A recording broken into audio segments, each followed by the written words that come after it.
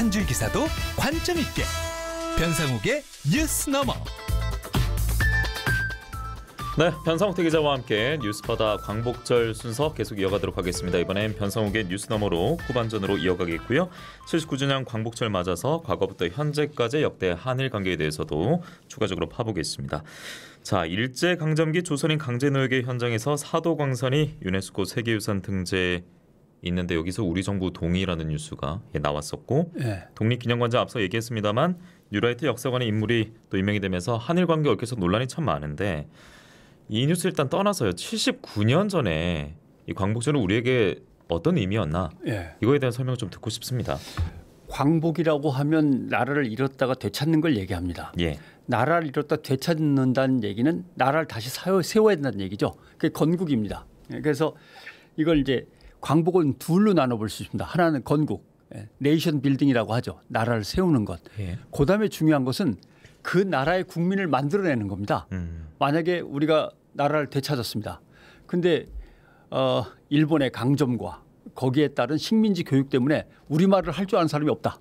이렇게 되면 어떻게 되겠습니까? 국민을 만들어내는 일이 정말 어려운 거죠. 정부를 만드는 일은 그나마 조금 쉽습니다. 왜냐하면 의회 만들고 의회가 헌법을 만들고 헌법에 의해서 대통령 뽑고 정부 만들면 나라의 모습은 대충 갖춰지는 겁니다. 그런데 국민을 만드는 문제는 국민이 정말 이 나라가 어느 방향으로 갈 것인지에 대해서 함께 동의하고 거기에서 합의하에 나라를 세워서 나아가는 건데 그게 안 되면 어렵죠. 그래서 우리가 지금 남북으로 갈라져 있는 것도 그런 연유가 아닙니까? 그래서 두 개입니다. 건국, 나라를 세우는 네이션 빌딩, 그다음에 메이킹 피플, 국민을 만드는 문제. 근데 우리는 지금 말씀하신 대로 지금 80년이 이제 다 돼가는 거 아닙니까? 아직도 네이션 빌딩도 아직 다 안 됐어요. 조금 더 쉽다는. 왜냐하면 아직도 광복절로 할 거야. 아니야, 광복절 없애고 건국절로 하자고. 아직도 건국을 놓고 국가 건립을 놓고 이런 싸움을 아직도 하고 있으니 이 국가 건립 문제도 아직 해결이 안 되는데 그다음에 주체적 국민의 형성, 메이킹 피플, 국민을 만드는 문제도 암초에 걸려 있어요. 갑자기 뭐 일본하고 친해자 그래서 한중일로 부르는 것, 일본이 우리를 못 살게 굴었기 때문에 일본을 맨 뒤로 놓은 거죠. 한일중 이렇게 부릅시다. 그다음에 뭐 뭐든지 일본에 대해서는 오케이. 독도 같은 경우도 독도도 분쟁 지역 아니야? 뭐 심지어는 이런 식으로 독도는 우리 땅입니다. 무슨 분쟁 지역입니까? 무조건 우리 땅이지. 거기다가 뭐 실수였다고 믿고 싶습니다만 KBS가 갑자기 뭐 그 외색 짙은 영화를 갖다 튼다거나 아니면은 태극기를 갖다 뒤집어 단다거나 그리고 오늘 영시 오페라도 그렇고요. 오페라요. 다 그런 거란 말이죠. 그 대통령은 일본에 대해서는 광복절 날도 비판을 안 하고 그다음에 오히려 그런 정부를 비난하는 세력에 대해서 아까 잠깐 이제 화면에 나올 것 같습니다만은 계속 반지성적이고 말이죠. 반사회적이고 반국가적인 사람들이라고 오히려 국민들을 갈라치게 하고 이런 상황에서는 광복절이 참 광복이 아직 멀었다는 생각도 드네요. 앞서 일본이 딱 한 번 나왔다라고 말씀하셨고요. 단어 한 번 일본이 처음 나왔다 말씀하셨고 그리고 좀 저희도 한숨을 쉬면서 얘기를 이어갔었는데 79주년 광복절을 맞아서 윤석열 대통령의 오늘 경축사가 어땠길래 이런 얘기를 하는지 저희가 영상으로 먼저 보여드리겠습니다. 사이비 지식인들은 가짜 뉴스를 상품으로 포장하여 유통하며 기득권 이익 집단을 형성하고 있습니다. 사이비 지식인과 선동가들은 우리가 진정으로 지향해야 할 가치와 비전을 전혀 제시하지 못하고 있습니다. 국민을 현혹하여 자유사회의 가치와 질서를 부수는 것이 그들의 전략이고 진짜 목표를 밝히면 거짓 선동이 먹혀들지 않기 때문입니다. 선동과 날조로 국민을 편갈라 그 틈에서 이익을 누리는 데만 집착할 따름입니다. 이들이 바로 우리의 앞날을 가로막는 반자유 세력, 반통일 세력입니다. 제가 사이비 지식인 선동가로서 이 자리에 참 앉아 있습니다만 아무튼 대통령의 경축사를 쭉 보면 말씀드린 대로 일본이라는 표현은 딱 한 번 들어가는데 통일 이야기할 때 예. 일본의 패망에 의해서 뭐 어쩌고 이렇게 일본자가 한 번 딱 들어가고 맙니다. 자유는 50번 들어갑니다. 아, 그렇습니다. 자유는 50번. 반자유도 포함입니까? 그래. 네. 자유는 50번 들어가는데 예. 자유의 가치를 갖다 부수고 있다고 하는데 자유의 가치가 부서지는 거는 우리가 일부에서 얘기한 언론 탄압, 예. 방송통신위원회의 굴욕적인 정치 색깔 이런 것들이 오히려 자유를 지금 부수고 있는 거거든요. 그다음에 친일 인사를 계속 기용하면서 문제가 됐던 건 한 번도 광복절 경축사에 들어가지 않습니다. 예. 그다음에 이제 사이비 지식인 선동과 갈라치기는 뭐 결국 이것은 제가 왜 한숨을 쉬느냐면 예. 이게 2023년 78주년 광복절 경축사에서 있었던 일이에요. 거기도 뭐라고 되냐면 일본이 3번 들어갑니다. 예. 이번에 한 번으로 줄었습니다. 한일 관계 한 번 딱 들어갔습니다. 그때. 그리고 과거사 문제 언급이 전혀 없었습니다. 왜 우리 방송 계속 하지 않았습니까? 예. 후쿠시마 방류수 문제라든가. 그렇죠. 예. 이번에는 사도광산이 들어갔습니다만 그때는 뭐가 있었죠?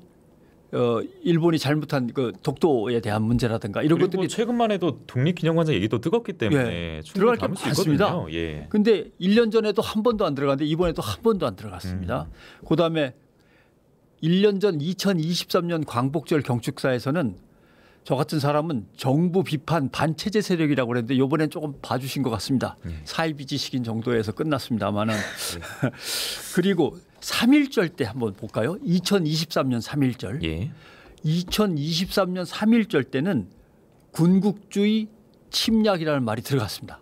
아, 그럼 일본을 예. 니들은 우리를 갖다가 힘으로 깔아뭉개고 나라를 빼앗았지 나쁜 녀석들아라고 한번 했습니다. 1년 5개월 전인데요. 예. 예. 광복절 때는 안 들어갔지만 후쿠시마 오염수 방류는 그때도 안 들어갔습니다.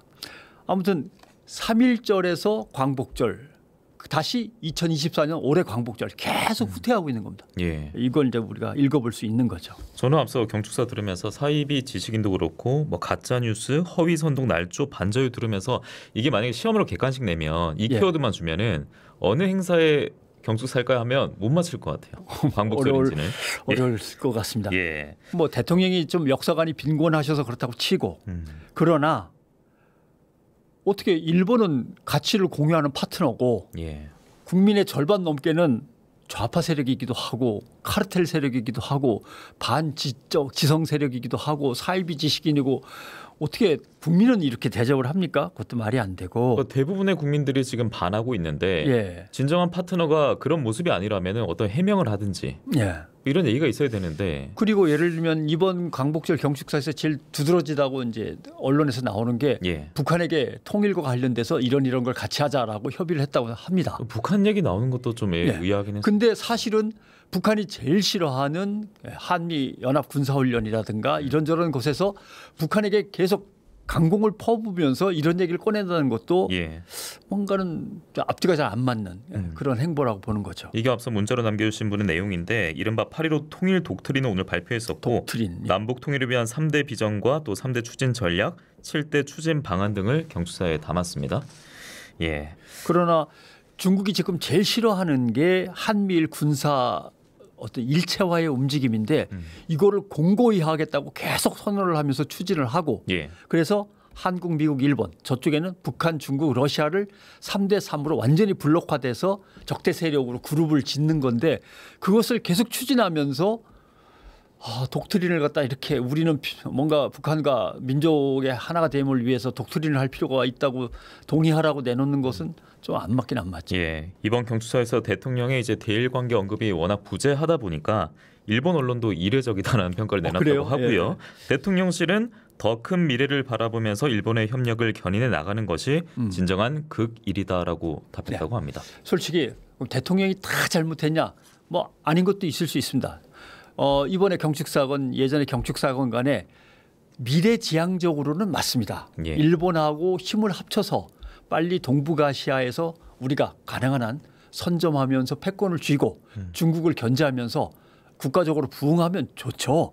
그러나 일본하고 그렇게 손을 잡고 일하려면 일본이 과거에 지은 죄를 사죄를 하고 일본이 또 함께하면서 우리의 뒤통수를 치지 않는다는 어떤 보장 같은 걸 받아내야 됩니다. 그런 장치 없이 함부로 손을 잡았다가는 글쎄요, 저는 일본을 그렇게 믿는 사람은 아닙니다. 뒤통수는 언제든지 맞을 수 있다고 생각을 하는 것이고요.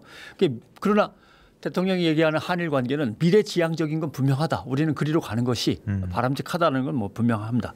또 하나 한미일 세 나라가 똘똘 뭉쳐야 된다는 건 어쩔 수 없습니다. 왜냐하면 북한, 중국을 상대로 이미 전쟁을 치렀기 때문에 우리는 한국과 미국의 단단한 동맹은 이미 벗어날래 벗어날 수는 없습니다. 우리가 벗어난다고 해도 다른 나라들이 인정 안 합니다. 무슨 한국이 미국으로부터 벗어나서 독자적인 그런 거 있을 수 없지라고 다 인정을 할 겁니다.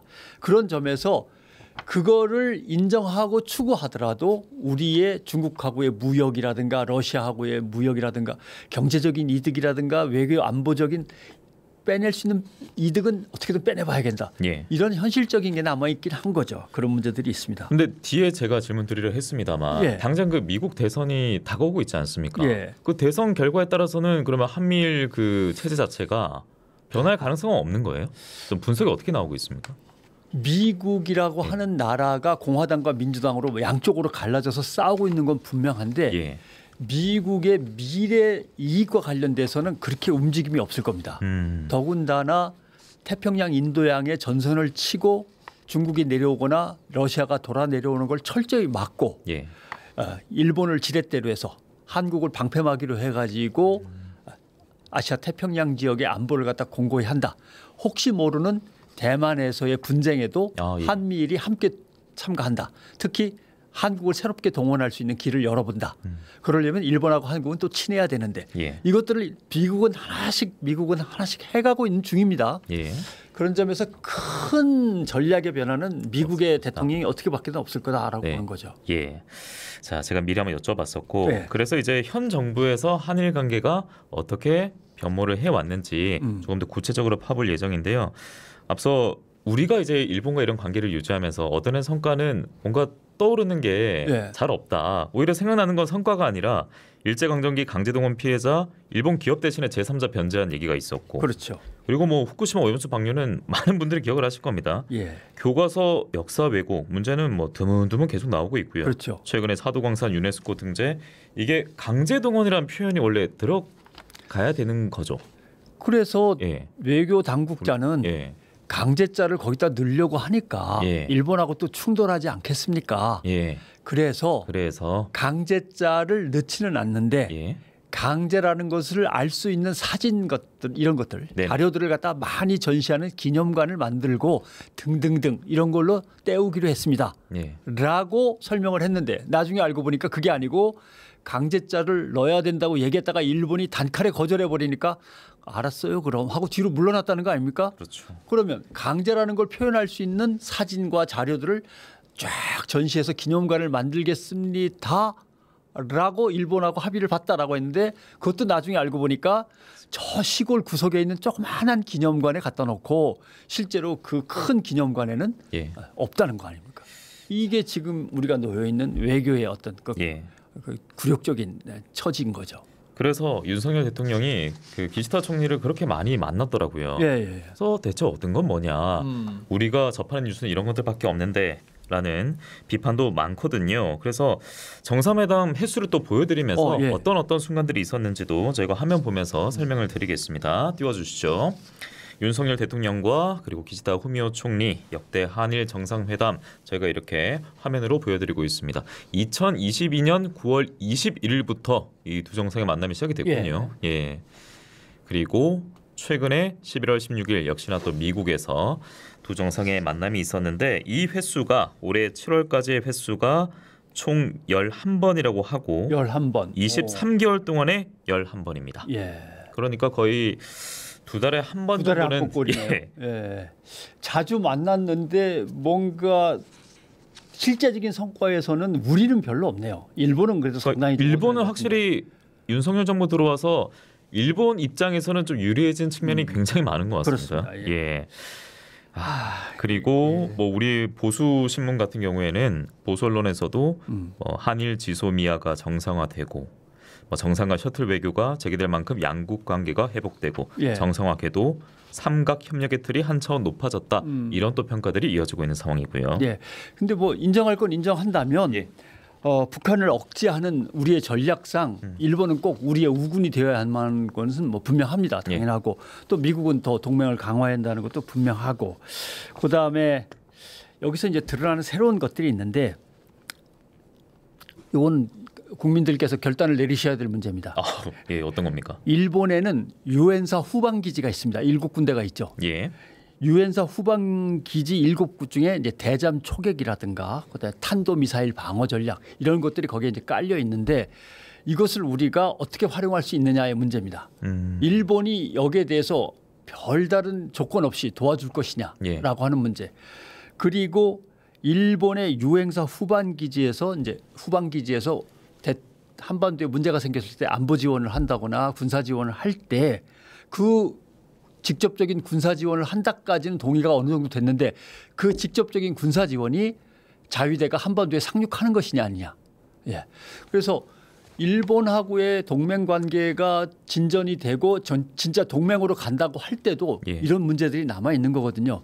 그래서 한미일 군사 동맹으로 가고 싶은 거는 윤석열 정부의 아주 굴뚝 같은 마음인 거는 이해하겠는데 가는 과정에서 우리가 확보하고 보장받으면서 가야 될 이런 것들을 걱정하는 거죠. 그런데 11번 만났으면 어느 정도 성과를 보여주면서 여기까지는 우리가 얻어냈습니다 이렇게 해야 되는데 좀 그게 안 보이는 거죠. 그 전에 그 우기기 다고 입항했던 거 생각하면은 그 뭔가 이렇게 그림이 조금씩 완성돼 가는 게 보이실 겁니다. 예. 자, 이렇게 윤석열 정부와 또 기시다 총리의 역대 한일 정상회담도 저희가 뭐 해수도 짚어드리면서 설명해 드렸었는데 이제 그 전에 대통령 포함해서 한일 정상 간의 만남은 어땠는지도 살펴볼 텐데 저희가 준비한 영상이 있습니다. 보고 병 기자님 말씀 듣겠습니다. 네, 먼저 이승만 대통령 1회군요.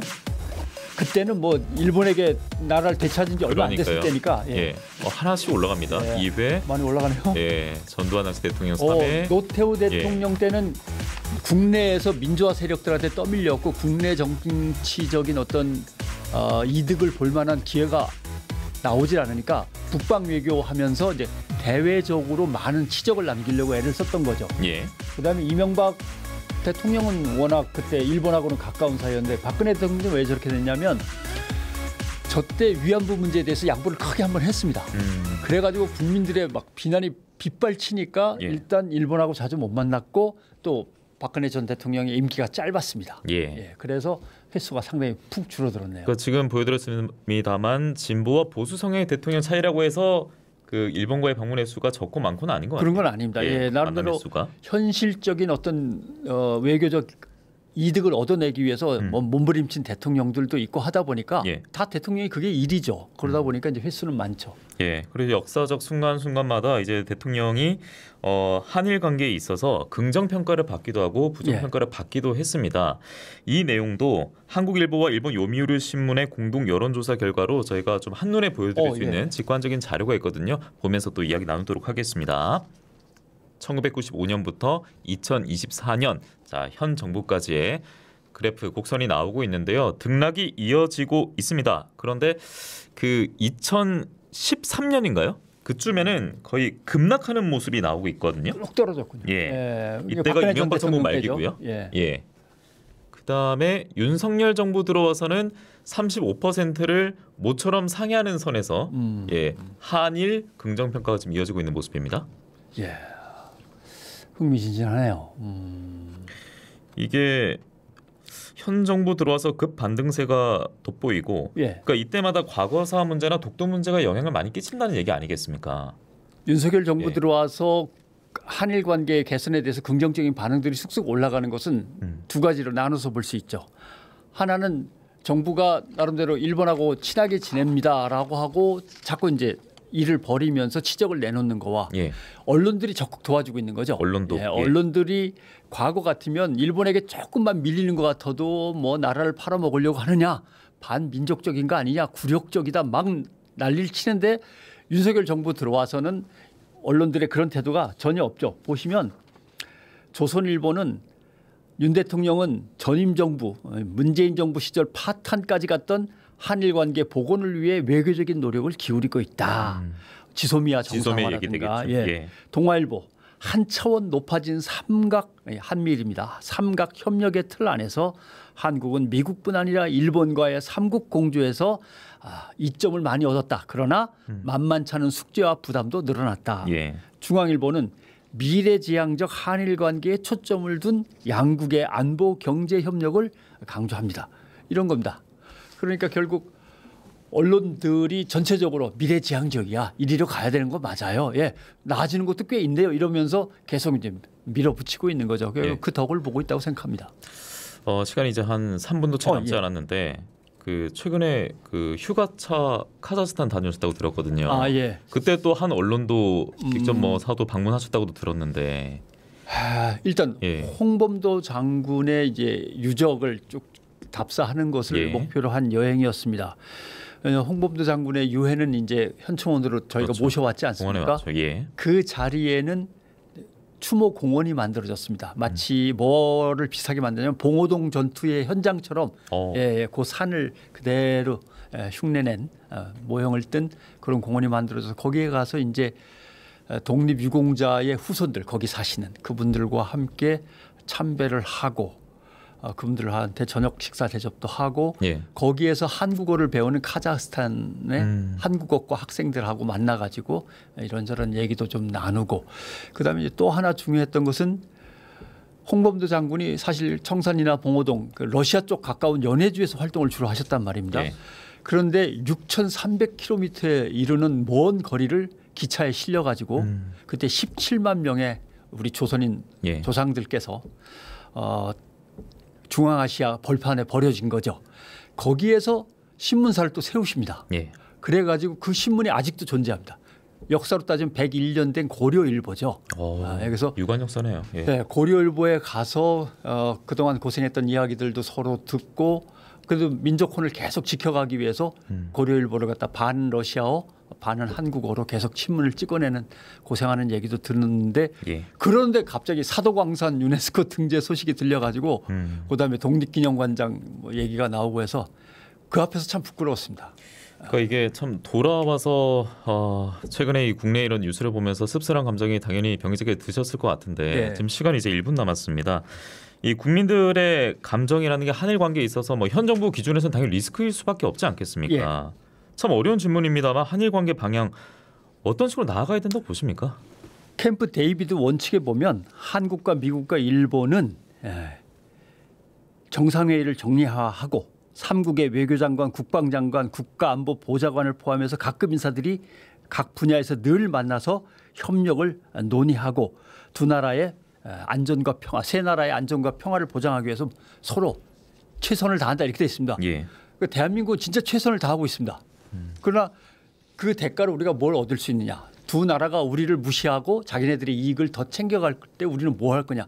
이런 논의들이 앞으로 계속 가야 되는데 이게 논의가 되지 않으면 상당히 어렵고 불투명한 지형으로 나가는 거죠. 알겠습니다. 자, 이렇게 이제 8월이 지나면 9월에 변상욱 기자 한 달 뒤에 뵐 텐데 그때는 아마 언론 환경에 대해서 짚지 않을까 싶습니다. 일단 여기서 인사드리겠습니다. 내일도 같은 시간 뵙겠습니다. 고맙습니다. 고맙습니다.